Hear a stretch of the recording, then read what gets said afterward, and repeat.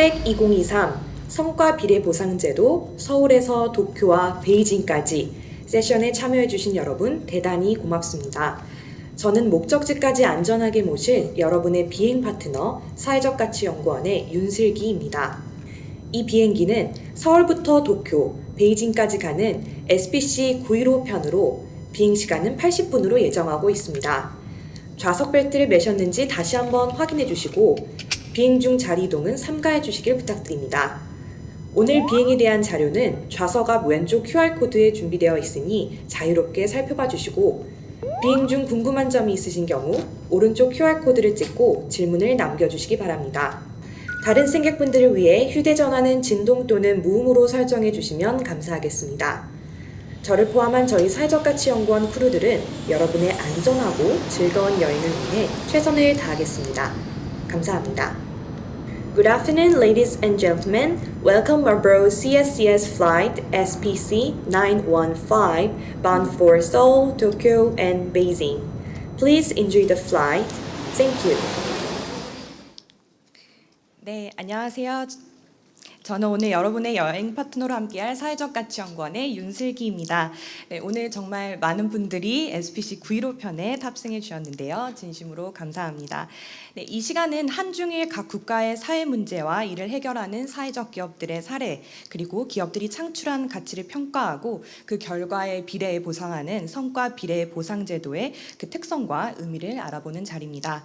특별히 그 성과 의미를 생태계 이해관계자들과 공유하고 국경을 넘어 어떻게 협력해 나갈 수 있을지 함께 고민해보고자 이 자리를 마련했습니다. 한국뿐 아니라 일본과 중국의 이야기까지 준비했다는 점에서 아마 어디에서도 들어보시지 못했을 아주 흥미진진한 세션이 될 것 같은데요. 네, 많은 기대 부탁드리겠습니다.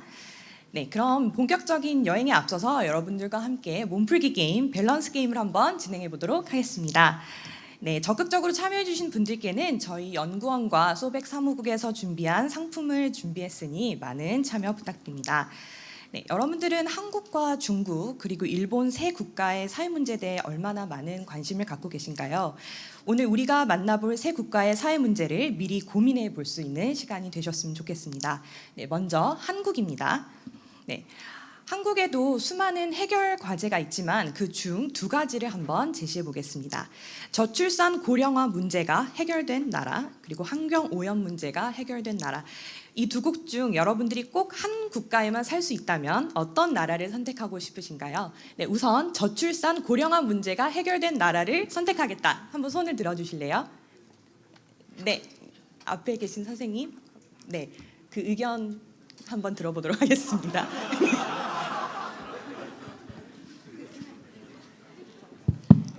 아니 저기는 전원 청중이 손들어서 막 하는 건 줄 알았는데요.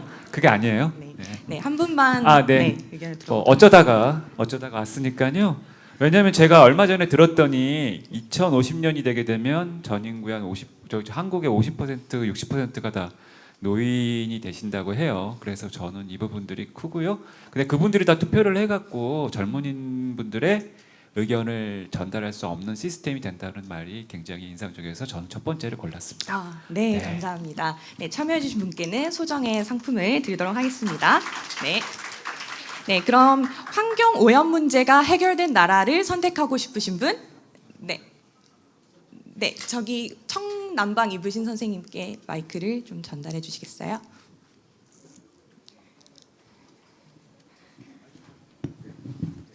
네, 안녕하세요. 반갑습니다.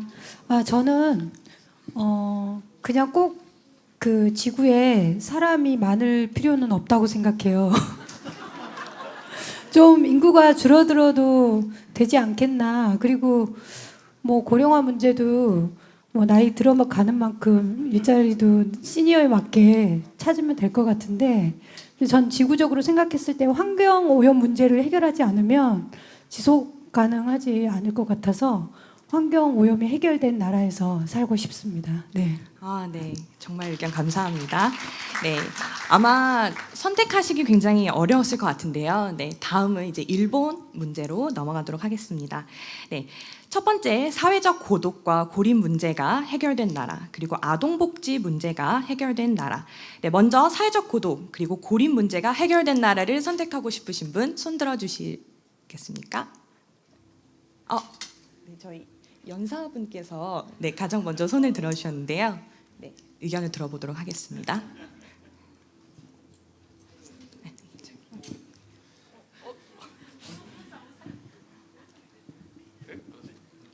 あ、はい、ありがとうございます。アニョハセヨ。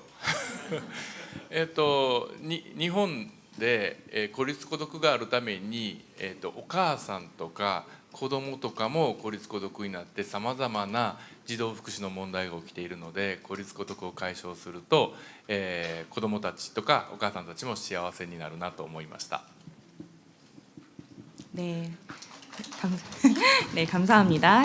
그럼 아동복지 문제가 해결된 나라에 살고 싶다. 네, 꼭 일본에서만이 아니라 여러분이 어떤 나라에 살고 싶다면 이런 나라에 살고 싶다. 네, 그 의견을 자유롭게 말씀해 주시면 감사하겠습니다. 네, 네, 여기 핑크색 티셔츠.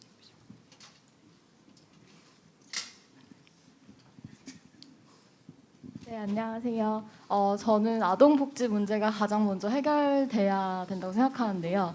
아동 청소년이 아무래도 이제 한 국가에 있어서 그 세대, 그러니까 다음 세대를 뭔가 뒷받침해 줄 수 있는 가장 중요한 세대라고 생각하기 때문에, 그리고 이 아동과 청소년 시기에 받는 상처나 이런 이슈들이 다른 세대보다 좀 더 영향력이 강할 거라고 생각해서 아동복지 문제를 해결하는 그런 국가에서 살고 싶습니다. 네, 네, 너무 좋은 의견 감사합니다. 네, 그럼 이제 일본까지 해봤는데요. 네, 이제 중국의 사회 문제에 대해서 마지막으로 알아보겠습니다. 네, 소득 불균형 문제가 해결된 나라, 그리고 청년 취업난이 해결된 나라. 네, 이건 이제 시간 관계상 이 두 나라들 중에서 한 분의 의견만 좀 들어보도록 하겠습니다. 네, 자유롭게 손 들어주시겠습니까? 네, 아무도 안 계실까요?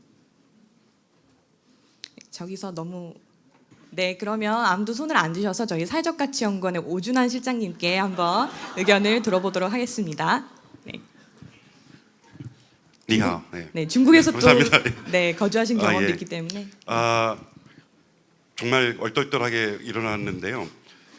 지금부터 생각을 해봤는데 청년 취업난 해결도 중요하지만 근본적으로 중국 경제에 있어서 소득 불균형 문제가 우선적으로 해결이 돼야 될 것 같습니다. 그래야 이제 장기적인 문제인 소득 불균형 문제를 해결하면 안정적인 일자리나 이런 안정적인 성장이 가능해져서 지금 현재 중국 청년들이 겪고 있는 취업난 문제도 어느 정도 해결이 되지 않을까 이렇게 생각이 됩니다. 감사합니다. 네. 시에시에. 네. 네, 지금까지 한중일의 국가들이 고민하고 있는 문제들을 밸런스 게임을 통해서 간단하게 이야기해 보았는데요. 각 국가가 직면한 이런 문제의 심각성을 사실 우선순위를 매길 수 없을 만큼 하나하나가 굉장히 중요한 사안이라고 생각합니다. 네, 이런 문제들을 누구보다 먼저 고민하고 해결하기 위해 노력하는 기업들과 전문가분들을 모시고 이제 본격적으로 비행을 시작하고자 하는데요. 네, 모두 준비되셨을까요? 네, 감사합니다. 네, 그럼 오늘 한중일이 당면한 사회 문제와 이를 해결하기 노력하고 나아가 성과 비례 보상 제도를 적용하고 있는 기업의 이야기를 들려주실 연사분들을 소개해드리도록 하겠습니다. 네, 먼저 한국 연사분들이십니다. 사회적가치연구원의 박성훈 실장님, 그리고 가톨릭대학교의 라준영 교수님.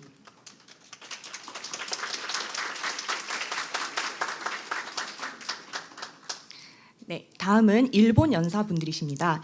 일본 펀드레이징 협회 마사타카 우오 회장님, 그리고 서울대학교 미우라 히로키 교수님.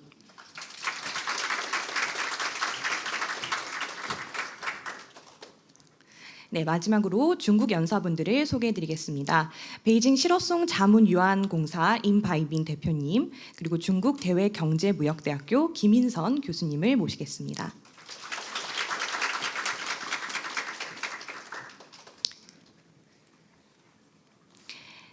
네, 오늘 정말 쟁쟁한 연서분들을 모시고 이렇게 좋은 자리를 마련할 수 있어 너무 기대가 되는데요. 네, 다들 착석하셨으면 그러면 여러분들을 첫 번째 나라로 모시도록 하겠습니다. 첫 번째 나라는 바로 한국입니다.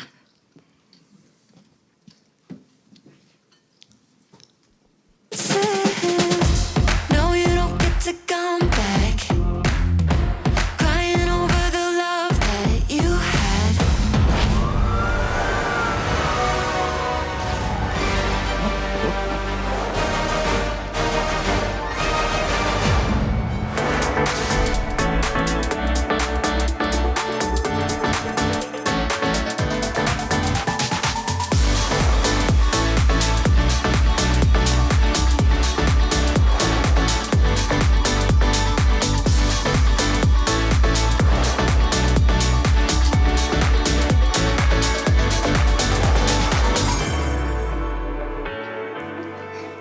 네, 사회적 가치 분야의 외길 인생 SBC의 산 증인 저희 사회적 가치 연구원의 자랑이죠. 박성훈 실장님을 무대로 모시겠습니다. 안녕하세요. 민망하네요. 한국 발표를 시작하겠습니다. 사회적 가치 연구원의 박성훈 실장입니다. 제가 몸담고 있는 사회적 가치 연구원은 트리플라이트과 함께 매년 1,000명의 한국인에게 지금 가장 심각한 사회 문제와 앞으로 가장 심각해질 사회 문제를 질문하고 있습니다. 그 질문 중 하나는 당신에게 100조 원이 있다면 어떤 사회 문제를 해결하시겠습니까? 하는 질문입니다. 지난 몇 년간 이 질문에 대한 탑 3는 바뀌지 않았습니다. 오른쪽에 보시면 그건 소득과 주거 불안, 그리고 고용 불안, 환경 오염입니다. 이 자리에 계신 분들도 아마 공감을 하시겠죠. 같은 조사에서 당신은 행복한가를 물었습니다. 매년 행복은 줄어들고 있습니다. 특히 20대의 행복이 가장 낮았고, 그리고 30대의 감소폭이 가장 컸습니다. 이러한 현상을 종합해 보면은요, 지금 한국 사회는 이 사회를 좋은 사회라고 생각하지 않는 사람들이 많은 것 같습니다. 이 질문에서 보시면 한국은 살만한 사회인가를 질문했을 때 작년 대비 더 적은 사람들이 살만한 사회다라고 응답을 했습니다. 또 20대는 가장 낮은 응답을 했습니다. 한국은 지금 아주 낮은 사회적 자본, 그리고 낮은 회복 탄력성 때문에 개인 행복의 위기 상황입니다. 이 위기를 타개하기 위해서 케어 시스템이 필요하다고 생각합니다. 다행히 한국에는 다양한 사회 문제를 해결하는 사회적 기업이 있습니다. 오늘 이 자리에도 많은 분들이 와 계시고요. 이들이 케어 시스템 역할을 해주고 계십니다. 하지만 한국의 사회적 기업의 현실은 매우 열악합니다.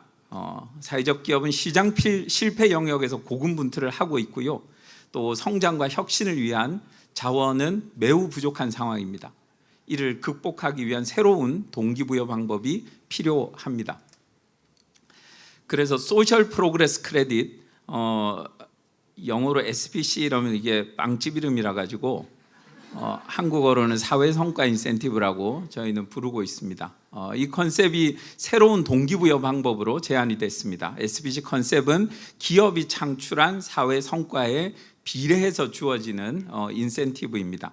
그 기본 원칙은 왼쪽 그래프에서 보시면은 잘할수록 더 많은 비례 인센티브를 주자는 것입니다. 오른쪽에 보시면은 이 인센티브가 작동하기 위해서는 오른쪽에 보시면 이 인센티브가 작동하기 위해서는 두 가지가 필요합니다. 하나는 메저먼트 측정이고요. 또 하나는 인센티브입니다.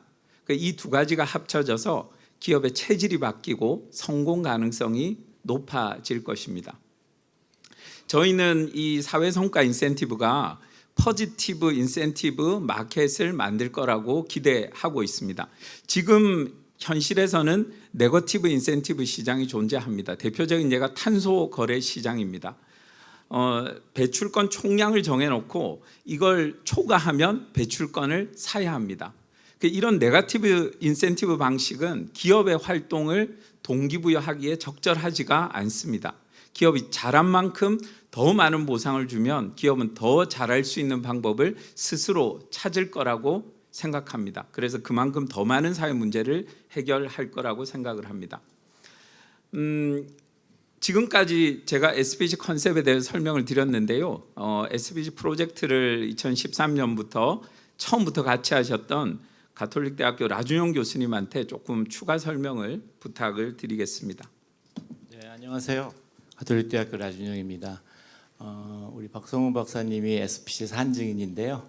저는 그 산증인을 지켜본 산증인입니다. 네, 반갑습니다. 앞에서 말씀하셨는데 SPC는 크게 메저먼트하고 그다음 인센티브로 나뉩니다. 그래서 메저먼트를 조금 설명드려 보면 SPC에서는 화폐 가치로 측정을 합니다. 그러니까 사회적 가치를 측정하는 방법이 정량적인 방법도 있고 정성적인 방법이 여러 가지 방법이 있는데요. 우리는 화폐 가치를 측정하고요. 그 이유는 화폐 가치가 비교 가능성이 높기 때문입니다. 그래서 사회적 가치는 굉장히 다양한데 그것을 측정하는 단위가 다 다르죠. 그러면 비교할 수가 없습니다. 유일한 방법은 화폐 가치로 측정하는 겁니다. 그래서 화폐 가치로 측정을 하고 있고요. 그 다음에 이렇게 화폐 가치로 측정을 할 때 개별 사회적 기업 입장에서 보면 굉장히 좋은 점이 있는데 그게 뭐냐면 일종의 재무 분석하고 통합이 가능합니다. 그래서 사회적 가치는 분자로 보내고요. 그다음에 분모로는 뭐 자본이라든가 투자라든가 비용이라든가 뭐 자산이라든가 이런 걸 보낼 수 있죠. 그러면 우리가 그 다양한 사회적 가치가 있을 때 어디다 우선적으로 자원을 배분할 수 있을 것인가 이런 것들을 결정할 수 있습니다. 정부 입장에서 생각해 보면 이런 사회적 가치를 화폐화하게 되면 결국 이 정책에 진짜 이게 효과적이었나 이런 것들을 평가하기가 굉장히 좋고요. 그리고 지원할 사회적 기업들을 선별할 때도 대단히 많은 장점이 있습니다. 시간이 조금 없는데 인센티브 이야기를 드리면요. 이 SPC 인센티브의 가장 큰 장점은 이게 결과적 비례적 보상입니다. 그러니까 만들어진 성과에 비례해서 보상하고 캡이 없습니다. 그래서 시장에서 돈을 번 것과 똑같습니다. 두 번째는 인센티브를 받고 나서 사용처에 제한이 없습니다. 꼬리표가 없습니다. 그래서 경영자 판단에 의해서 이 돈을 가지고 마케팅에 써도 되고요, R&D에 써도 되고, 또 뭐 건물에 투자를 해도 되고요, 뭐든 다 할 수 있습니다. 그래서 우리가 사회적 기업가들, SPC 일반 사회적 기업가들 인터뷰를 해보면 이 돈의 가치는 기본 지원금의 한 10배 정도 되는 것 같다. 이런 이야기들을 하게 됩니다. 그래서 이 인센티브는 되게 시장을 닮았습니다. 시장을 닮아서 실제 그 사회적 부문, 사회적 기업 부문의 소위 그 가격 기구를 부활시키는, 정상화시키는 그런 역할도 하게 됩니다. 그래서 그 결과 집합적으로 우리가 사회 전체적으로 봤을 때 전 사회적인 자원 배분의 효율성을 얻을 수 있는 굉장히 좋은 메커니즘을 볼 수 있습니다. 네, 이상 설명 마치겠습니다. 네, 교수님 설명 감사합니다. SPC는 일종의 아웃컴 베이스드 펀딩, 교수님도 말씀하셨지만이라고 볼 수 있습니다. 이 컨셉이 과연 현실에서 적용 가능한지 저희는 2015년부터 현장 실험을 해왔습니다. 현재까지 400여 개의 사회적 기업들이 참여하고 계십니다. SPC 참여 기업들은 UN SDG의 목표를 골고루 달성하고 있습니다. 또한 오른쪽에 보시면 한국 전역에서 각 지역의 혹은 전국적인 사회 문제를 해결하기 위해서 노력하고 계십니다. SPC 참여 기업의 노력으로 SPC의 컨셉이 국제적으로도 알려지고 있습니다. 왼쪽에 하버드 경영대학의 경영 사례로도 소개가 됐고요. 중간에 SPC의 효과성이 경영학 분야의 탑 저널에 소개되기도 했습니다. 오른쪽에 2023년에는 WF의 전문가 사설에 SPC가 소개됐습니다.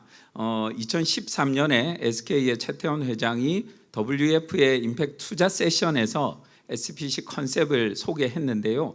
딱 10년 만에 다시 성공 모델로 소개를 했습니다. 근데 여기서 의미 있는 것은 그 내용입니다. 뭐냐면 SK라는 그룹이, 대기업이 사회적 기업한테서 측정을 배워서 SK가 사용했다. 그게 성공 사례입니다. 그래서 여기 계신 사회적 기업가 분들이 자부심을 가지셔도 될 것 같습니다. 한국의 여러 지자체들도 아웃컴 베이스드 펀딩 방식을 적용해보자 합니다.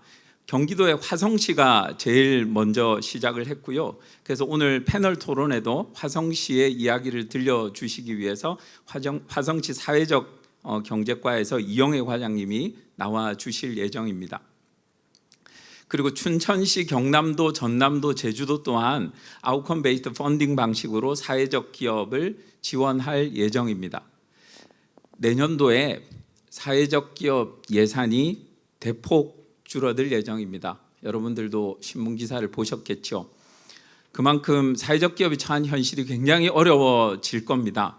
이런 상황에서 여러 지자체들이 아웃컴 베이스드 펀딩 방식으로 같은 재정 지출을 하더라도 좀 더 효율적으로 성과를 잘 내는 사회적 기업에게 더 많은 인센티브가 갈 수 있게 지원 정책을 펴주시면 좋겠습니다.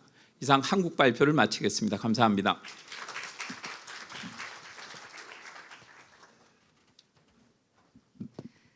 네, 효과적인 정책 지원을 위해서 측정과 인센티브를 적용한 성과 비례 보상 방식의 특징을 아주 잘 설명해 주신 것 같습니다. 특히 많은 지자체들이 성과 비례 보상 방식을 도입하고 있는데요. 아마도 사회적 기업들의 성과를 측정하는 일이 필요한다는데 많은 공감을 하시기 때문일 것 같습니다. 사회적 기업의 성과를 측정하는 것에 그치지 않고 그 성과를 더욱 확대하기 위해서 포지티브 인센티브라는 SPC의 중요성을 알아볼 수 있었던 굉장히 귀중한 시간이었습니다. 네, 그럼 다음으로 일본으로 떠나보실 차례인데요. 우리 함께 도쿄로 떠나볼까요?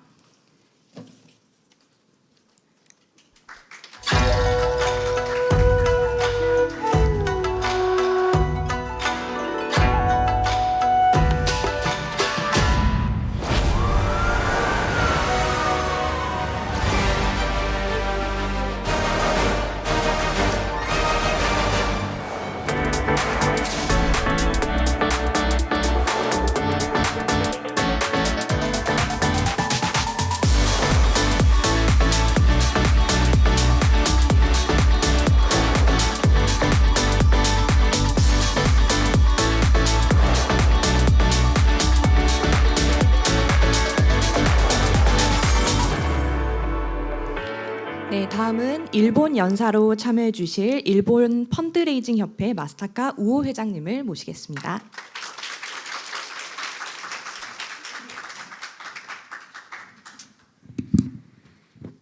안녕하세요. 제 이름은 마스타카 우오입니다. 여러분, 만나서 반갑습니다. Thank you. 사르부타 한이다. ここまでです。今、皆さん、I'm gonna speak in Japanese. OK。今日のプレゼンの私の仕事の半分が終わりました。さて、これからお話をしたいと思います。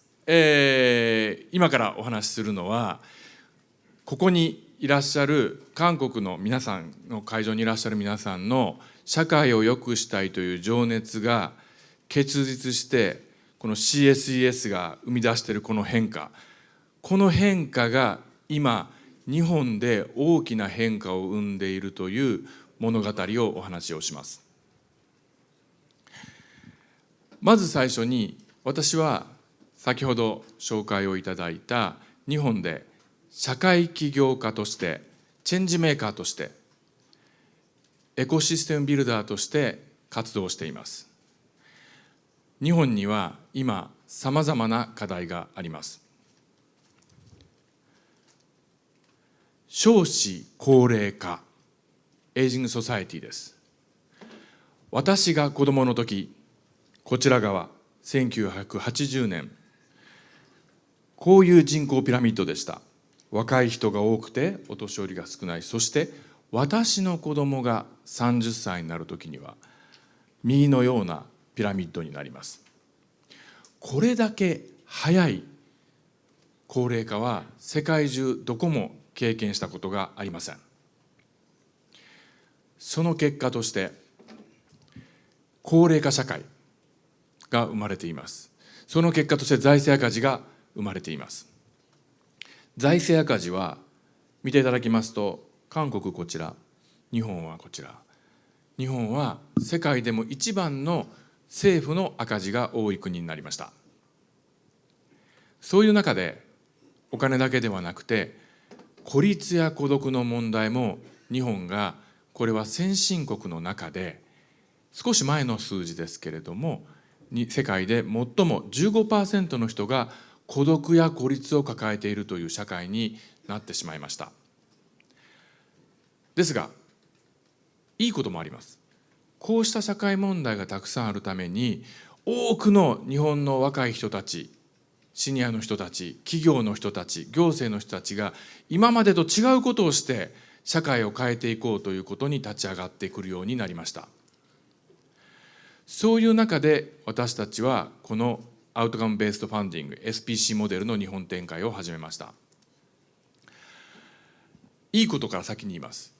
インパクトという言葉がバズワード、流行り言葉に日本でなっています。この2年間の傾向です。例えばインパクト投資、社会課題の解決と財務的なリターンを両方追いかける投資は日本で5兆円、これは5兆ウォン円に達しました。これはこの4年間で16倍に増えています。そういう投資が急増しています。そして韓国に実は学んで作った銀行にある休眠預金を活用した社会問題の解決で1000を超えるソーシャルビジネスが資金を受けるようになりました。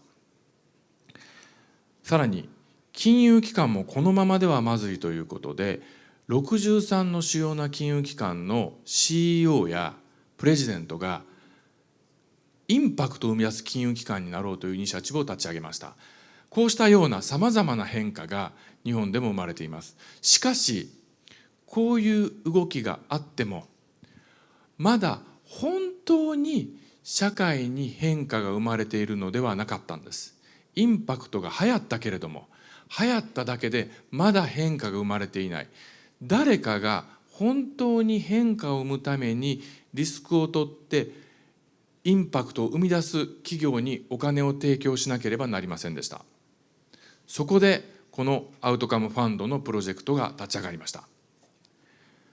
これ今年の5月にキックオフのシンポジウムをいたしました。オンラインも含めて300人の方が参加をしてテレビでも放映をされました。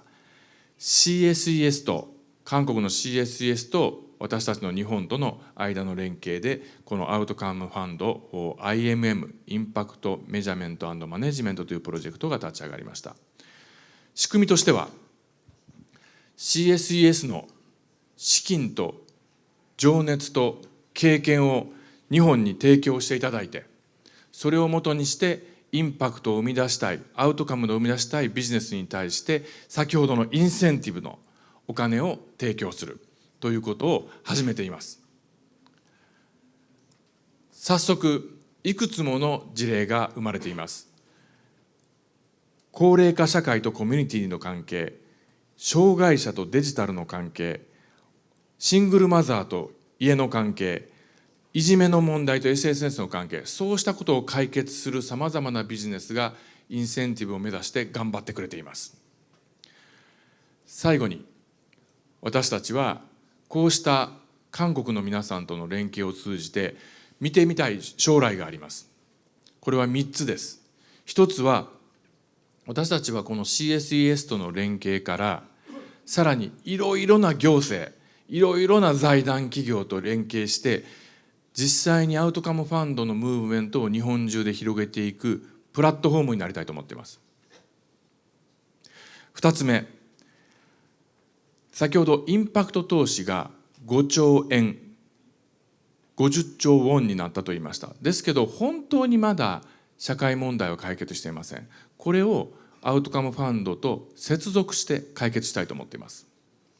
そして最後に韓国、日本、中国、今日登壇しているみんなと共にアウトカムファンドの経験を使っていろんな社会問題の解決のエビデンス、結果を共有して学び合うプラットフォームを作っていきたいと思います。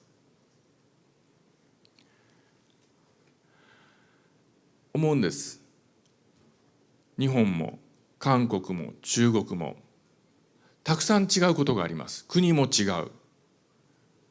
社会制度や社会問題にも違いがあるかもしれないし、さまざまな困難もあります。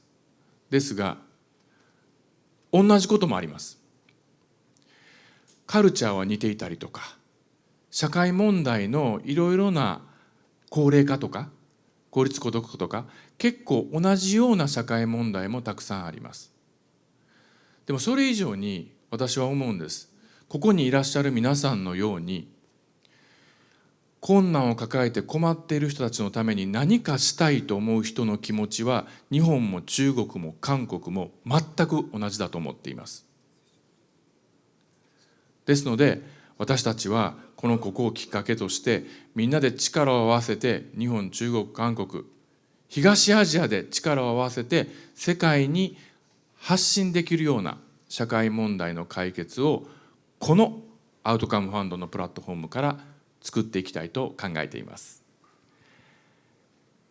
これが今日私が申し上げたかったことです。ありがとうございます。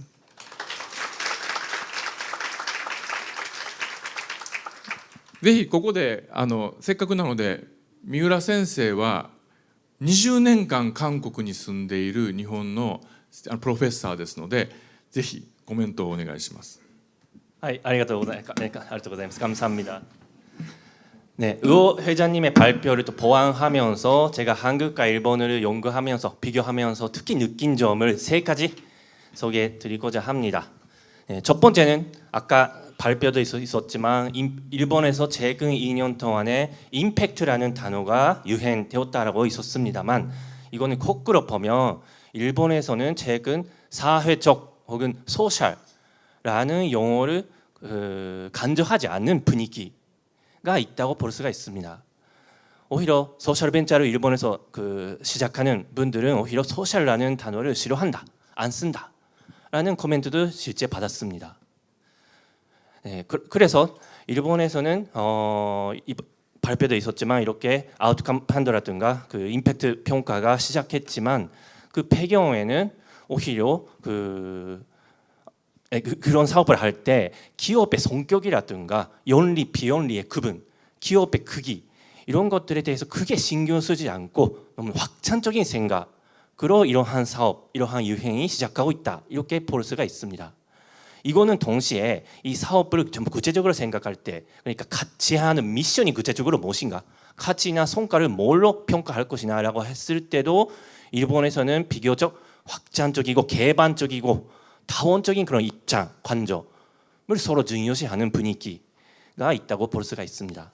두 번째 느낀 점은 일본에서는 시민사회, 비연리 섹터가 발전한 다음에 한국과 약간 다른 점은 협동이라는 키워드, 가치관이 발전을 했습니다. 한국에서도 일본이라면 지역 커뮤니티가 든든하다 이렇게 이해하시는 분들이 많이 있을 것 같습니다만 이거는 자세히 보면 지역사회 차원에서 기업, NPO, 비연리기구, 학교, 은행, 병원 등 다양한 행위자가 협력한다, 협업한다 하는 것이 좋다라는 사회적 분위기가 일본에 정착되어 있다. 이렇게 볼 수가 있습니다. 중요한 것은 이러한 흐름 속에서 임팩트 평가 그리고 성과 비례 보상 제도가 시작했다라는 점이기 때문에 일본적 맥락에서 에코시스템이라고 할 때 자연스럽게 이러한 사회 다양한 행위자들과의 협력을 전제하고 있다. 이것도 어떻게 보면 확장적인 의미에서 에코시스템이라는 단어를 쓰고 있다고 생각할 수도 있고 또한 거꾸로 보면 일본적 맥락에서는 거시적으로는 협동을 지지하는 국가, 사회 속에서 사회보상, 비례보상 제도가 시작했다. 이렇게도 볼 수가 있습니다. 이런 면에서 약간 다른 흐름이 있다고 말할 수가 있고 마지막으로는 발표도 있었지만 일본에서는 사회 문제를 해결을 하려고 하는 사업체에 대한 투자, 융자, 보조금과 관련된 제도가 다양하게 마련되어 있다, 혹은 자주르스가 있다라는 것이 매우 중요한 것 같습니다. 구체적으로 보면 이러한 사회 문제 해결형 사업체가 지역 사회에 있는 은행이라든가 시민사회 하부처지로부터 저금리 아니면 무이자, 혹은 그 금리 경우는 2% 정도의 저금리 혹은 무이자로 1년에서 3년 정도 구체적으로 3천만 원부터 3억 원 정도의 지원을 받을 수가 있는 기회를 비교적 쉽게 찾을 수가 있습니다. 회장도 아까 소개가 하셨지만 물론 이 제도 안에는 다양한 문제가 있습니다. 그러나 한국과는 좀 아마 큰 차이일 것 같은데 일단은 그러한 지원하는 제도가 이미 지역 차원에서 확산되어 있다는 점도 중요하고 그것 때문에 일본의 비례보상 제도 임팩트 평가는 어떤 사회적 기업이라든가 기업이 자생력이 부족하기 때문에 혹은 재정적인 지원이 필요하기 때문에 도입된다기보다는 아까 말했던 협동을 추진한다 혹은 사회 문제 해결 방법을 더 활성화, 가속화한다라는 말을 더 많이 쓰는 것처럼 이러한 사업이라는 맥락에서 자주 쓰는 것 같습니다. 네, 이런 면에서 마지막으로 우호 회장님한테도 질문을 드리고 싶은데요. 네, 일본에서 이렇게 다양한 투자 융자 지원 조성금 제도가 있는 상태에서 이번에 재활에서 비례 보상 제도 프로젝트를 시작한 중요한 이유가 무엇일까요? 에 대해서도 듣고 싶습니다. はい、ありがとうございます。감사합니다。私たちがこのアウトカムファンドを始めた最大の理由は、インパクト評価、社会問題の解決のための評価が評価される社会を作るということだと思っています。社会問題の解決のためにいろんなプレイヤーが評価しても、いや社会問題の解決は進むよりもやっぱり経済的に儲かる方がいいよねっていうふうにすぐ議論がなってしまいます。ですがこのアウトカムファンドは明確に社会課題解決が進めば進むほどインセンティブを上げるということを言っています。これによっていろんな財団、いろんな企業、いろんな投資家の今パラダイムがだんだん少しシフトが始まっています。そういう小さいけれどもショーケースとしての効果が非常にあるために私たちはこれを始めています。これをやることでさっきの5兆円、日本円で5兆円のインパクト投資が本当に社会にインパクトを残していく投資になっていくと信じています。감사합니다. 네, 감사합니다.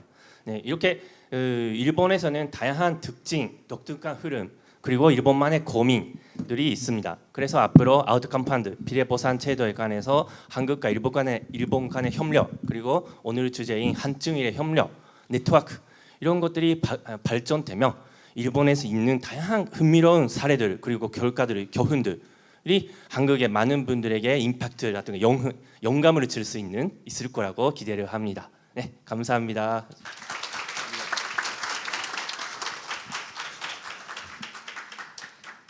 네, 일본의 사회 문제를 위한 다양한 제도와 사업에 대해 잘 알 수 있었습니다. 두 연사분께 다시 한번 큰 박수 부탁드립니다. 네, 특히 이 연사분들의 말씀을 들으면서 내년 초에 나올 일본 기업들의 성과 비례 보상 제도의 그 효과가 어느 정도일지 무척 기대가 되었습니다. 그때 또 다시 한번 두 분을 모시고 이야기 나눌 수 있는 기회가 생기면 좋겠습니다. 네. 이제 다음은 중국입니다. 네, 중국은 직접 성과 비례 보상 제도를 경험한 사회적 기업 대표님께서 말씀해 주시겠는데요.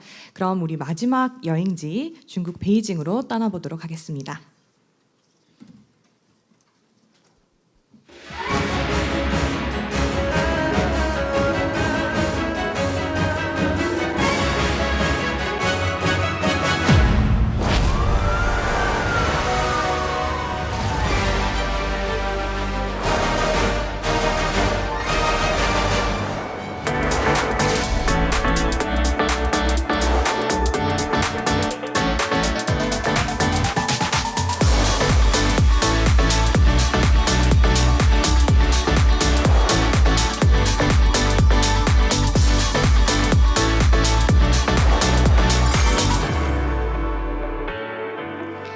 네, 중국에 대해서 말씀해 주실 베이징 실업송 자문 유한공사 임바이빈 대표님을 소개하겠습니다.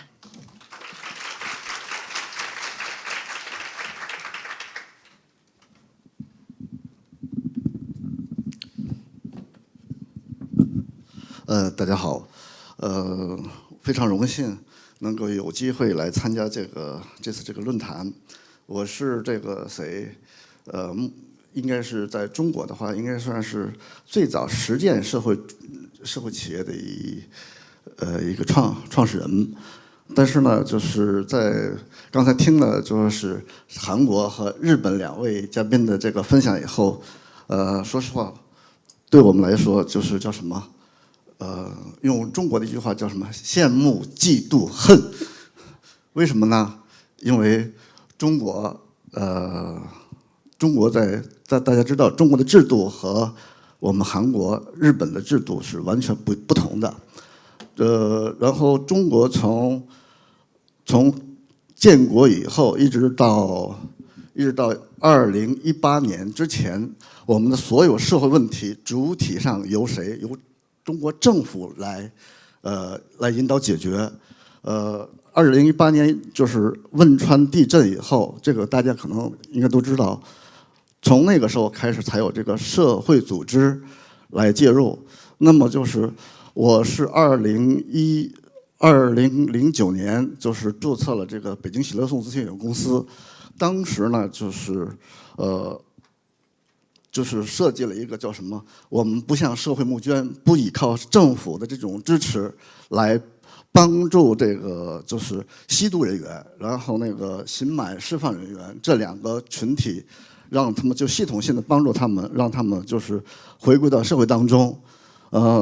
在这个时候就说是因为这个 PPT 现在我也不翻了，因为我在来之前呢，因为我眼睛出了一些问题，就是没有办法做太细，现在做了比较大调整，所以我就不翻 PPT 了。就是在这个问题上，就是我开始做了一些这个就是社会企业的这个尝试。在中国呢，只能叫尝试，就是再往深的谈，我觉得就是作为这个我们中国就是算是第1代的这个创业的人来讲的话，有点过了。虽然我也现在一直在推动这个中国的社会企业的这个发展，但是截至目前，中国从社会企业领域来讲呢，目前只有两个这个叫什么行业性的协会，但是只是地方的，最高的一个就是北京的。现在目前呢，我任这个叫我们北京社会企业发展促进会的监事长。然后另外一个是成都，也有一个成都的社会企业发展促进会的发展促进会。就是说这两个促进会呢，主要是目前在中国就是2个这个支持这个社会企业的这个两个社会组织。那么主要是还有另外一个就是做评估的一个社会组织，剩下的就是偶尔有那个零星的这个叫什么基金会。对这个社会企业进行支持，那么就是在中国就是实话说，发展到目前为止，就是从政府到社会组织到这个到基金会为止，主要是政府就是在不断的出这个文件，就是解决社会问题的时候，它是不断的出文件，出了很多文件，说是我要支持社会企业。截至目前。就是我在这个在中国，在北京应该算是社会企业的元老了。截至目前，就是从这个刚才说韩国是给这个有了这个社会绩效以后，然后就给这个相应的补贴。然后呢，那个日本也有这个叫什么社会影响力投资这方面的这种工作。那么目前据我知道，中国目前只有一个成都有一家。社会企业养老的社会企业唯一得到一家基金会的，应该是200万的一个社会投资，也就是这个就是一个做的最好的。所以为什么我说我对这个叫什么韩国和日本的这个发展就是羡慕嫉妒恨呢？主要是因为我目前在中国来讲呢，就是社会企业只是一个刚刚成长的一个那个幼芽，就是需要就说是得到就各方面的这种支持。我今天在那个什么，今天在和那个我们研究院和那个我们金教授在讨论的时候，就是发现一个什么问题？我做这个，在中国做这个，就是刚才这两个人群，就是社会风险人群，我定义它为社会风险人群。做他们这个支持的时候，就是做了将近20年。因为我们注册这个喜乐颂之前，我2000年的时候，我就已经开始做这个工作。那么就说是做了20年，就是我们社会、我们这个国家所看到的就是什么？因为我们创造的那个经济效益，就是应该就很少，就是他们看到的就是比较小，就是一直就是给的这个待遇，说实话就很差。包括我们在中国呢实行的是什么？社会企业是属于认证制，和日本和韩国可能都不一样。韩国我听那个崔老师说是应该是叫什么？就是注册的时候就已经是社会企业，差不多这样子的。那么就是在这个发展过程当中呢，就是在2021年的时候，我们就接到了金教授团队这个叫什么？就是这个就是当时叫可视化，应该可视化的这个评估。那么当时呢，我也就是抱着试试看的态度，就是看看我们当时就是有幸成为全国的就是10家之中之一。那么就试试看，我提供数据的时候呢，应该也是不是太准确吧？当时也没有，就是因为之前呢也没有就是整理太多的数据。那么当时21年的时候，评价应该当时是80万这么结果。那么这个80多万的结果出来以后呢，就是我拿着这个结果呢，就是因为在中国和这个咱们这边可能不太一样。我们首先要向政府汇报，因为我们主管单位是属于北京市民政局。像北京市这个民政局，就是做这种汇报的时候呢，就是得到这个民政局的这个高度认可。同时呢，我们另外这个还在北京呢有个叫社会建设促进会，我们是他们的会员，但是他们就是做一些相应的做一些这个政策方面的一些引导工作吧。这个也得到他们的就是这个高度的认可。那么说是那个成果，他们觉得已经，哎呦，你今年做的相当不错了。然后去年的时候，就是2022年的时候，我们喜乐颂再一次有幸呢，就是被金教授这边就是邀请，又成为这个评估。那么评估的时候呢，去年呢，我就是对我们喜乐颂的3个项目，就是做了这个评估。我们喜乐颂还大概有现在总共下来15个项目，总共下来15个项目。然后我们对3个项目呢进行了这种评估。那么今年的结果出来以后是800多万，这个就是这个社会价值这个成果出来的是这个数据。那么就说是事实上，就从我们过去的这个工作当中，就是我们可以显现出来，就是如果说把我们过去的那个工作，如果说做评价，因为这3年都是怎么在我们中国呢，都是这个疫情，就是疫情期间，大概知道就是很多事情我们都做不了，我们做了这样的结果。那么如果说我把我们就是2021年之前的那个成果，就是就是如果把那个评估它，我现在可以说是很自豪地说，至少得到5000万左右，就是这样的。然后呢，就是我们呢在这个评估当中呢，就是给我们就是带来了就是第一个就是我也刚才说了，第一个我们就是在社会上就是其实很不被认可。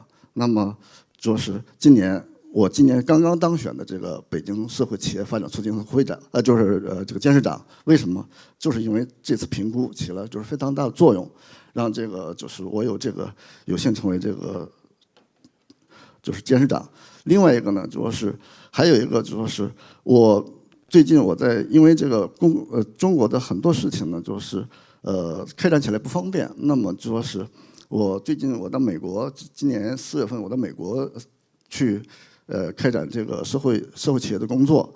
那么我在这个开展工作的时候，就拿我的这个评估结果，还有我其他的一些结果，我现在在申请这个美国的 HB1A， 这个就是美国的杰出人才签证。那么主要是这个现在也得到了就是比较高的认可。那么主要是我也希望在这里呢，就希望就是通过咱们这个平台让。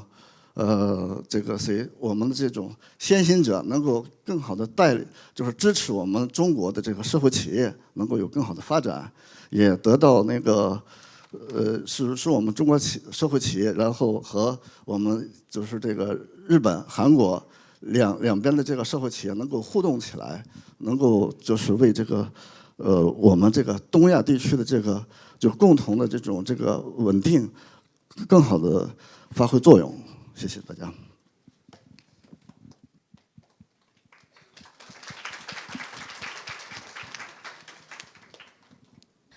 감사합니다.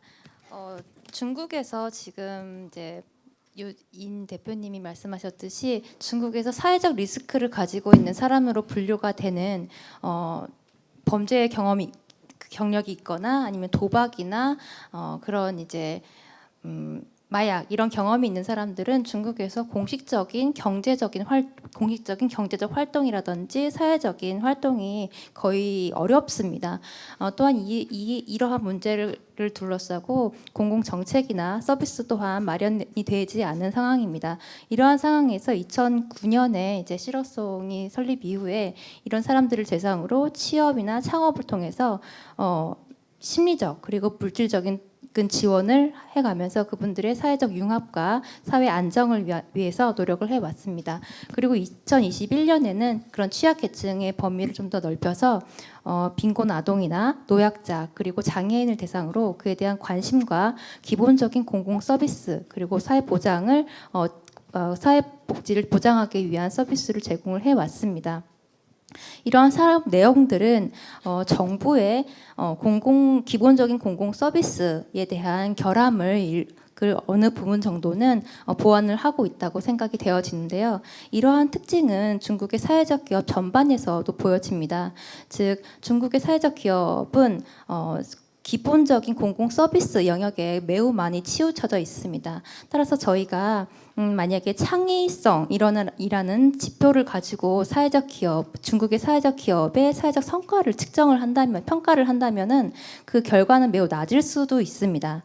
다만 이보다는 중국의 존재하는 사회적 문제의 배경과 기존의 해결 방안의 수준 그리고 이해관계자의 참여의 정도에 대해서 먼저 잘 이해를 하고 중국의 사회적 기업의 사회적 성과에 대해서 이야기를 하는 것이 맞을 것 같습니다. 이러한 맥락에서 본다면 중국의 사회적 기업은 보다 좋지 않은 환경에서 더 큰 용기와 인내와 그리고 도전 정신을 가지고 더 근본적인 차원에서 보편적인 사회적인 문제를 해결해 가고자 노력을 하고 있습니다. 그리고 이러한 특징은 저희가 사회적 기업을 대상으로 사회 성과를 측정했을 때 그 결과에서도 드러나게 되는데요. 그 결과가 굉장히 크고 해마다 이제 증가하는 폭도 매우 큽니다.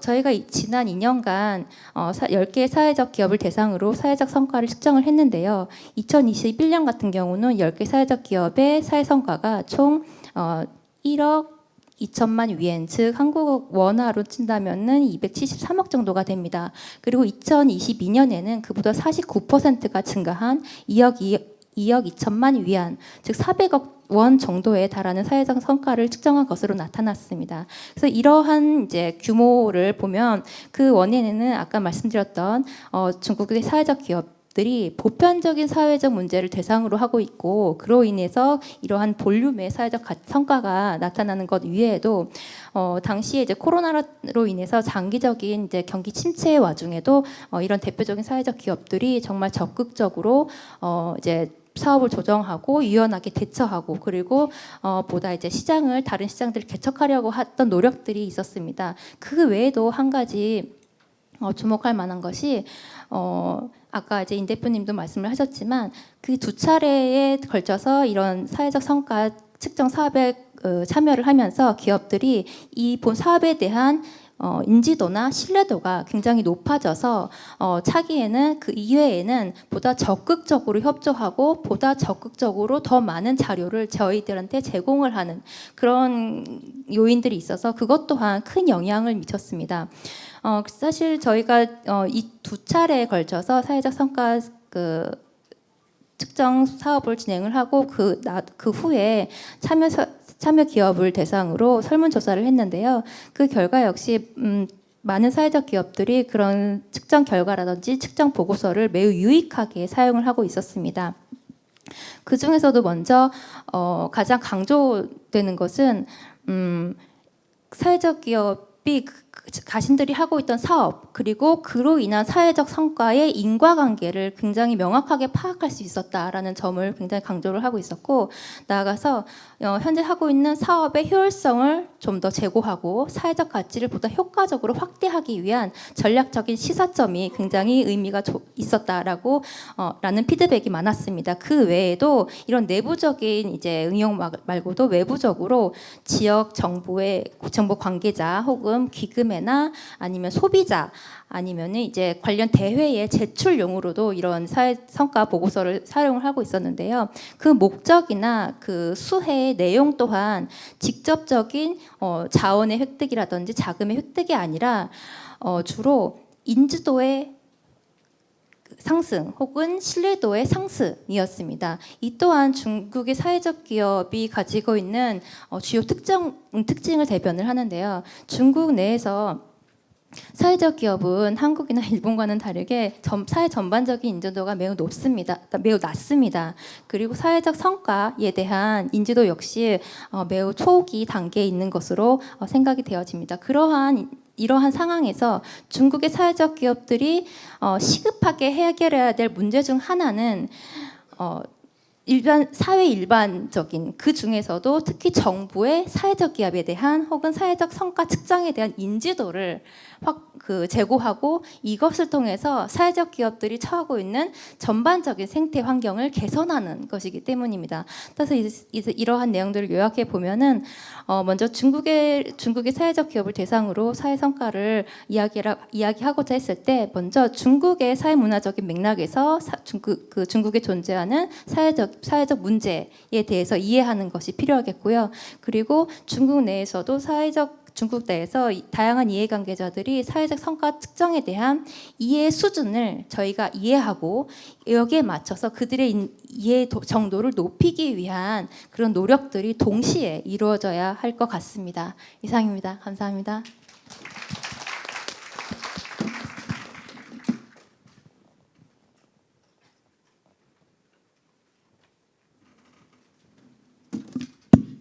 네, 임바이빈 대표님에 이어서 말씀해주신 중국 대외경제무역대학의 김인선 교수님 정말 발표 감사합니다. 네, 두 분을 통해서 중국의 사회적 기업을 둘러싼 법과 제도 그리고 사회 현장에 대한 생생한 이야기를 알 수 있는 매우 흥미로운 시간이었습니다. 더 큰 도전과 용기를 가지고 성과 비례 보상 제도를 통해 사회적 성과를 키워가는 기업들의 이야기를 들을 수 있어 매우 의미 있었던 것 같습니다. 네, 한국, 중국, 일본 각 국가가 처한 환경과 상황은 달라도 저마다 각자의 방식으로 사회 문제를 해결해 나가기 위해 진심으로 노력하고 있다는 점이 매우 인상적인 것 같습니다. 한중일의 사회적 가치 생태계가 보다 혁신적인 방법으로 사회 문제를 해결해 나가고 노력해 나가는 방식이 성과 비례 보상 제도가 아닐까 하는 생각이 듭니다.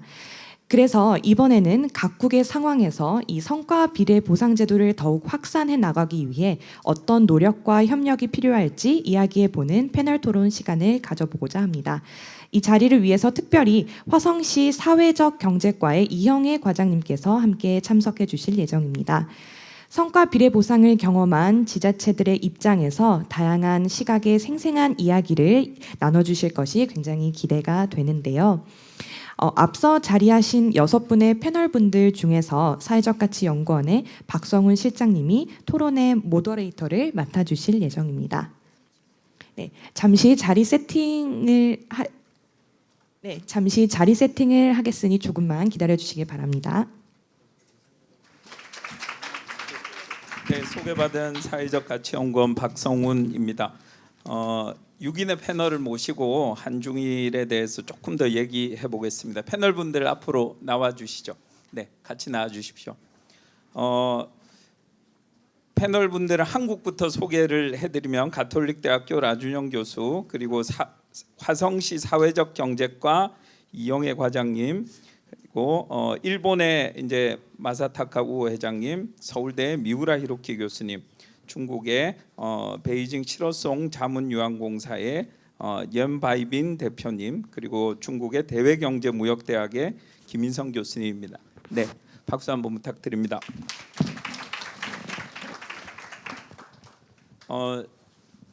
두 가지 질문을 드리려고 합니다. 시간 관계상. 첫 번째 질문은요. 이 성과 비례 보상 제도, 아웃컴 베이스드 펀딩에 대해서 저희가 얘기를 하고 있는데, 이 성과 비례 보상 제도가 해당 국가에 확산되기 위해서는 어떤 노력이 필요한지에 대해서 조금 얘기를 해보려고 합니다. 첫 번째 그 질문은 미우라 히로키 교수님께 드리겠습니다. 네, 성과 비례 보상 제도가 활성화하기 위한 그 일본에서의 반포인데요. 아까 그 세션에도 있었지만 일본에서는 투자, 윤자 여러 가지 보조금 제도가 많이 있습니다. 사실은 물론 이거를 받기가 어려운 것도 현실이지만 중요한 거는 이러한 맥락에서 일본에서도 임팩트 평가라든가 성과, 아까도 있었지만 임팩트라는 그 용어가 유행되고 있습니다. 그 중요한 방향 과제로서는 이러한 임팩트 평가를 논의할 때 평가만을 논의하는 것을 자제하는 것이 좋다라고 저는 생각하고 있습니다. 다 아시겠지만 사실은 평가, 특히 성과를 평가한다, 사회적 성과를 평가한다라는 것은 매우 어려운 그 과제이기도 합니다. 그리고 일반 그 기업가들 사람들은 사실은 평가도 중요하지만 그것보다 중요한 것은 비즈니스 본질, 비즈니스 모델을 어떻게 개선할 것인가라는 본질이 더 중요합니다. 평가를 왜 하느냐라는 것도 결국은 비즈니스 모델을 개선하기 위한, 지속적으로 발전시키기 위한 것입니다. 그래서 첫 번째 과제로서는 평가에 대한 논의도 물론 중요하지만 평가와 일반 임팩트 평가 IM과 비즈니스 모델 BM을 동시에 추구하는 것이 중요하고, 이러한 새로운 그 개념이라든가 주제 BIM과 같은 이런 것들을 더 개발해서 그 새로운 주제 패러다임을 이끌어가는 것이 일본의 현재 과제라고 생각합니다. 네, 미우라 히로키 교수님 감사합니다. 결국 말씀을 정리해 보면 지금 저희는 평가와 보상에 대해서 얘기하고 있는데 그에 앞서서 비즈니스 모델 자체가 더 중요하다, 이런 말씀이신 것 같습니다. 한국을 대표해서 가톨릭대학교 라준영 교수님 말씀 좀 부탁드립니다. SPC는 사실은 민간 부분에서만 할 수 있는 것이 아니고 공공 부분에서 할 수 있습니다. 특히 정부나 지자체에서 할 수 있는데 지금까지는 이제 SK 우리 CSES에서 민간 부분에서 실험을 한 거고요. 아마 검증 결과는 아마 몇 년 있으면 나올 것 같습니다. 공공부문에서도 필요합니다. 파일럿 사업이. 왜냐하면 이 방식이 기존의 정부가 사회적 조직들, 사회적 기업들 지원하는 방식과 근본적으로 다르기 때문입니다. 그래서 뭐 조금 더 어렵게 말씀드리면 기본적인 문제가 성과 불확실성입니다. 정부가 지원을 하는데 그 기관이 성과를 우리가 정부 입장에서 볼 때 확실하지 않은 거죠. 그래서 그 이유는 뭐 솔루션 자체도 불확실하고요. 그리고 일부 기회주의 행동이 있고요. 그래서 이제 그런 것들을 이제 우리가 시장 기능에 맡겨가지고 그 리스크를 해소해 보자는 겁니다. 그래서 거기에 대한 일종의 검증 작업이 좀 필요합니다. 그래서 기존에 해왔던 뭐 대표적인 그 예 중에 뭐 PBR 같은 게 있거든요. 그러니까 결과에 기반해서 보상하는 방법 같은 경우가 있는데 거기에 대한 일단 검증 작업이 필요하고요. 간단히 조금 추가적으로 말씀드리면 기술적으로는 일단 사회적 가치 측정 생태계 구축 필요합니다. 화폐화에 대한 논의가 지금 SPC 참여 기업 사이에서는 거의 합의가 되어 있는 것 같습니다. 그러나 그걸 넘어서서는 아직 합의가 많이 부족하고요. 그래서 그것을 합의하기 위한 일단 이해관계자의 노력이 필요하고 또 관련 생태계를 육성하는 거 필요합니다. 세 번째는 정부가 할 때 혹은 지자체가 할 때 이 사업은 예산으로 하기가 되게 쉽지 않습니다. 이걸 우리가 어디서 경험했냐면 소셜 임팩트 본드에서 경험한 적이 있습니다. 그러니까 기존의 국가재정법이나 혹은 지방재정법에 의해서 여러 규정들이 있거든요. 근데 거기에서 사실은 우리 결과 기반 보상 방법을 허용하고 있지 않습니다. 그래서 이 문제를 사실은 해결할 필요가 있는데, 그래서 가장 그 법적 장치를 피해서 할 수 있는 방법은 기금입니다. 그래서 저는 SPC 활성화를 위해서는 공공 부분과 민간 부분이 협력해서 이런 전문 기금 같은 것들을 좀 만들 필요가 있겠다, 이런 말씀 드리고요. 그다음에 당연히 우리 국가재정법, 지방재정법의 어떤 관련 조항을 신설하는 거, 그리고 지방자치단체에서는 조례를 개편하는 거, 이런 거 필요합니다. 마지막으로 이제 사회가치거래소가 있는데요. 이건 이제 논의 중인데요. 우리 사회적 가치와 관련해서도 자발적 탄소 시장과 유사한 형태로 이제 거래 시장을 조성하기 위한 노력들 필요한데요. 사실은 쉽지 않은 과제인 것은 분명합니다. 네, 이 정도 제안 말씀드리겠습니다. 네, 감사합니다. 그 미우라 이루키 교수님께서 그 비즈니스 모델 자체에 대한 얘기를 먼저 주셨고, 그다음에 이제 라주영 교수님께서 이 측정 생태계, 그다음에 이걸 이제 어떻게 보상할 거냐, 이런 문제를 말씀 주신 것 같습니다. 중국 분들께는 조금 질문을 달리해서 다른 질문을 좀 드려보겠습니다. 한중일 3국이 어떻게 좀 교류를 활성화할 수 있을까, 이런 부분에 대해서 아이디어를 조금 듣고 싶은데요. 우선 김인성 교수님 아이디어를 잠깐 듣고 또 이제 우리 대표님 얘기를 조금 들어보겠습니다. 네, 김 교수님 먼저. 네, 질문 감사합니다. 네, 질문 감사합니다. 먼저 일본에서 학업을 마치고 중국에서 일을 하고 있는 한국인으로서 이런 의제에 대해서 논의하게 돼서 굉장히 기쁘게 생각합니다. 2019년 8월에 이천 포럼에서 중국 국자유와 이제 사회적 가치를 둘러싼 세미나 세션에서 진행을 맡은 적이 있는데요. 그 세션을 마무리하면서 이런 말을 한 적이 있습니다. 사회적 가치 또한 아까 라주영 교수님도 말씀하셨는데 탄소 배출권과 같이 거래를 할 수 있는 날이 왔으면 좋겠다라는 말을 한 적이 있는데요. 저 또한 오늘도 그런 얘기를 하고 싶습니다. 그래서 아까 아이디어를 주셨는데 그러기 위해서는 한중일 간에 단계적으로 해야 되는 일들이 많이 있는 것 같습니다. 몇 가지 측면에서 말씀을 드리면, 먼저 학술 간의 교류를 좀 활발히 했으면 하는 바람입니다. 이런 이제 학술 간의 교류를 통해서 각각의 상이함과 다양함을 깊게 이해를 할 수 있고, 또한 공동 학술 포럼이라든지 아니면은 대표 사례의 공유라든지 아니면은 협력을 통한 비교 연구와 같은 사항을 통해서 각자에 대해서 깊게 이해하고 그리고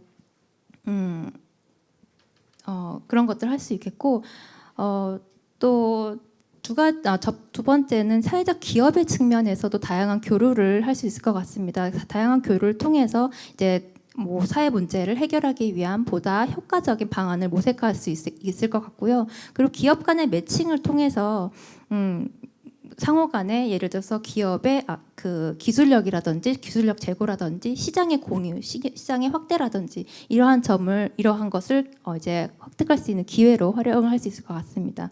그리고 또 하나는 이제 자매 결연 같은 거를 통해서 예를 들어서 유효한 자원의 공유라든지 아니면은 공동 상품의 공동 개발이라든지 이런 걸 통해서 그 각국의 이제 사회적 기업의 위상을 높이고 관련 시장을 활성화하고 이제 규모적인 사회적 문제를 해결하고 이런 것들을 할 수 있을 것 같습니다. 그래서 이런 단계적이고 분야마다 다양한 그런 활동 등을 통해서 결국에는 소셜 마켓이라든지 거래소의 구축을 할 수 있을 것 같고요. 이런 걸 통해서 이제 한중일이 사회적 경제를 발전을 촉진시키거나 아니면은 이제 그런 과정에서 많은 것들을 제도화하는 데 있어서 국제적으로도 한 발 앞설 수 있는 그런 계기가 됐으면 좋겠습니다. 감사합니다. 네, 감사합니다.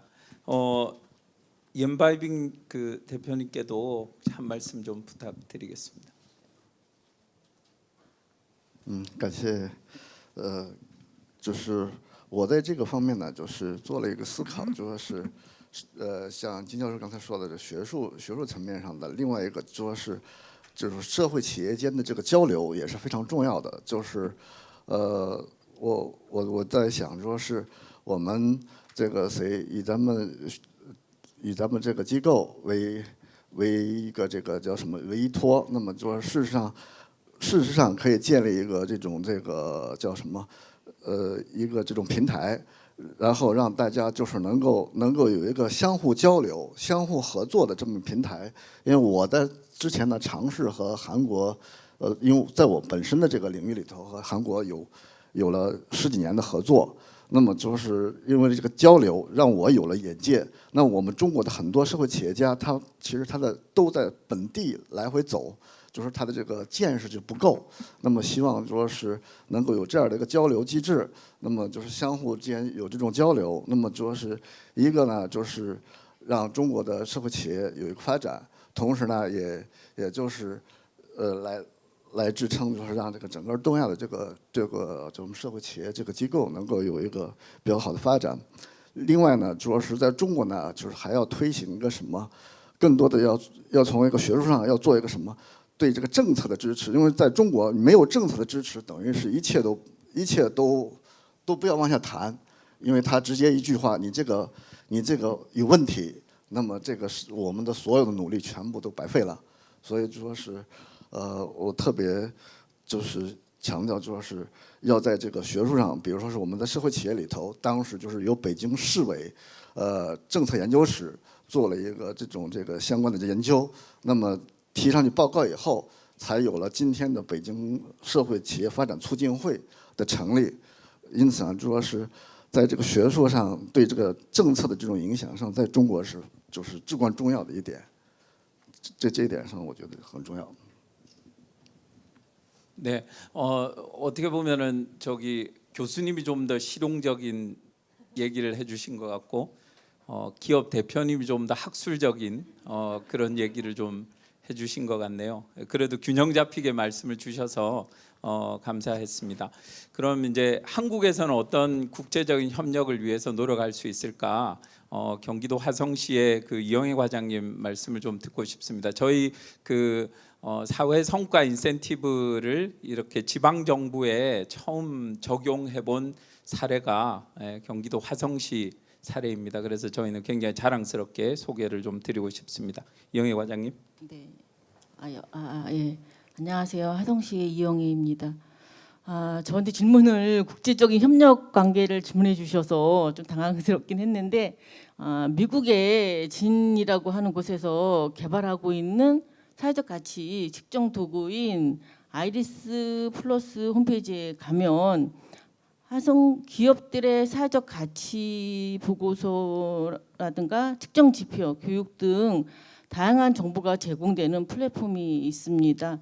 이 플랫폼을 참고해서 한중일이 서로 협력해서 사회적 가치 측정에 대한 사례와 사회적 가치 보고서를 공유하고 서로의 노하우를 갖고 토론할 수 있는 장인 온라인 플랫폼이 만들어지면 좋을 것이라는 생각을 해봅니다. 이러한 플랫폼에 여러 정보가 공유되는 것만으로도 사회 문제를 해결할 수 있고 사회적 가치 측정을 추진하는 데 있어서 큰 힘이 될 것이라고 생각합니다. 이 외에도 연간 국제 포럼을 개최한다든가 사회적 가치 측정과 관련해서 인재를 키우고 발굴하고 키우는 교육 시스템이 온라인 공간에서 이루어질 수 있다라고 한다면 국제적으로 서로 간에 서로 도움이 될 수 있지 않을까라는 생각을 해봅니다. 네, 감사합니다. 일본을 대표해서 우호 회장님도 한 말씀 좀 부탁드립니다. はいありがとうございます。パクさんなんか私このセッション出てて今すごい思ってることがあるんですけど、やっぱこうインパクトサミットみたいにしてなんかこのね韓国と日本と中国でこのまさに社会的成果が測定されてエビデンスが出ているインパクトビジネス、ソーシャルビジネスのベストプラクティス10個ぐらいをこうね集めて、そこをじゃあなんでうまくいってるのかをこの年に1回共有しながら、そこを行政の人も金融機関も投資家も市民もみんな入って、いやこれ韓国でやれるよね、これ中国でやれるよねっていうのをなんかこうみんなで話し合うみたいなね、なんかそういう象徴的なイベントをすごくしたくなりました。韓国で1回目やって、日本で2回目やって、北京で3回目やって、3回やったらなんかすごくこの測定されたエビデンスが3カ国でどう広がるかの、まあ壮大なコレクティブ実証実験みたいなことをしたくなりましたっていうのが、一つ目に今すごく言いたいなと思ったことです。で、どうですかね、急ですいません。私思うんですね、このアウトカムがいろんな事業で出てきて、それがクレジットになって世界で共有されていくって何を今やっているのかで、これ私が思うのはやっぱり資本主義、キャピタリズムは今限界に来ている。限界に来ている。で、キャピタリズムのニューバージョンを作らなきゃいけない。進化したキャピタリズムにするときに、今までのオールドキャピタリズムは投資をするときにリスクとリターンしか考えてなかった。どれだけの経済的リターンがあるからどれだけのリスクを取るんだ、これだけ考えてきた。そこにリスク、リターンに社会的インパクト、この3つを投資をするときにも、物を買うときにも、就職先を選ぶときにも、みんなが考える社会になれば社会は変わるというのが今私たちがやっていることの先にあることだと思っています。そういう意味ではインパクトが市場価値を持ってコミュニケーションされるためにはクレジットが重要だし、エビデンスが重要だし、それを生み出して増やす努力が必要だと思っていますので、それこそが私が日本でアウトカムムーブメントを広げるためには、日本だけ見ててはダメで、日中韓で協力して全体として良くしようと思うと、結果として日本も良くなる、韓国も良くなる、中国も良くなるっていうふうになるんじゃないかなと思っていますので、ぜひ今日皮切りに一緒に何かそういうムーブメントが作れればいいなと思いました。ありがとうございます。 네, 감사합니다. 우리 연구원에 저기 기획팀장이 나와 있습니까? 적었죠? 네, 저 맨 뒤에 앉아 있네요. 예. 내년에 한번 한중일로 해봅시다. 네, 예, 좋습니다. 중앙사회서비스원의 송지연님께서 플로어에서 질문을 주셨는데, 그 생태계 구축 관련해서 일본 정부가 어떤 노력을 해왔느냐 이런 질문이었습니다. 근데 뭐 말씀 주신 그 우 회장님께서 말씀 주셨던 얘기가 이런 생태계 구축에 제안을 주신 거고, 어찌 보면은 내년도에 만약에 저희가 한중일 세션을 한 번 더 제대로 열 수 있으면 그 부분에 대한 답이 조금 된 게 아닌가 생각이 됩니다. 오늘 이렇게 6분 패널을 모시고 얘기를 좀 들었는데, 이제 마칠 시간이 다 돼서 많은 질문을 플로어에서는 못 받았습니다. 죄송하게 생각하고요. 이상으로 이제 행사를 마치려고 하는데, 뭐 민감한 얘기는 하지 말라고 주의를 받았기는 합니다만, 올해 내년 우리 한국의 사회적 경제 예산이 너무 걱정이 됩니다. 다들 그렇게 느끼시겠죠. 그래서 오늘 패널분들 말씀 주시기로 뭐 일본 또 중국 이렇게 뭐 한국의 이런 그 아웃컴 베이스드 펀딩 사례를 또 이렇게 적용해 볼 수 있겠다 말씀은 주셨지만, 제 생각에는 한국이 꼬꾸라지면 또 일본, 중국이 힘을 주시고 그렇게 해야 되지 않을까 싶습니다. 그래야 이제 삼국이 함께 발전할 수 있을 거고, 우리나라 예산 어떻게 하겠습니까? 이것도 다시 많은 노력이 좀 필요하지 않을까. 그래서 일본과 중국에서 많은 힘을 받고 싶다는 생각을 해봅니다. 오늘 자리 빛내주신 여러분들 정말 감사드리고요. 그 다음에 발표해주신 발표자분들께도 박수 부탁드립니다. 정말 감사합니다.